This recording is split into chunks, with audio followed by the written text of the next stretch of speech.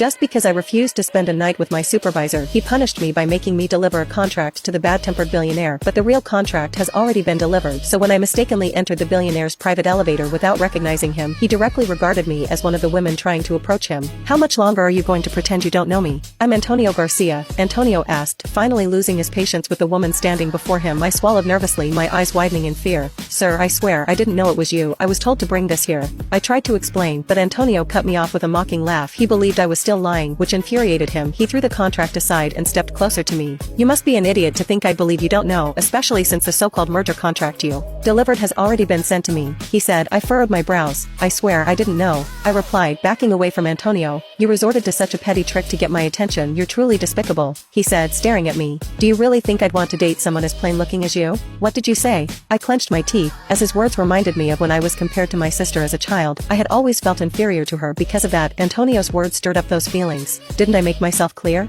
Antonio placed his hand beside my head. How self-absorbed do you have to be to think every woman who interacts with you wants to be with you? I threw the question back at him. Antonio smiled. However, this smile wasn't as friendly as usual. Even when caught, you still deny it, but you know I'm in a good mood today, so I'll give you what you want, he said with a smile. Upon hearing his words, I didn't hesitate and immediately used my knee to forcefully strike between his legs. The move was effective, and he immediately stepped back. How dare you do that? He shouted angrily. He had never been hit by a woman before, and he felt it was an insult. I bet every woman who's interested in you would do what I just did, I mocked. I swear you'll regret this for the rest of your life, Antonio promised. I rolled my eyes and ignored him. You have no idea who you're messing with. I'll make you pay for this, Antonio assured me. To be honest, I feel sorry for the unfortunate woman who ends up with you. I shook my head. The elevator doors finally opened. Those were the last words I said to him before stepping out. Antonio couldn't believe the nerve of that woman. He was used to women drooling over him, trying to get his attention, not attacking him. Whoever she was, she had just pissed him off and he would make her pay. He pulled out his phone and dialed a number. A woman just took my private elevator. I want her full details by the end of the day,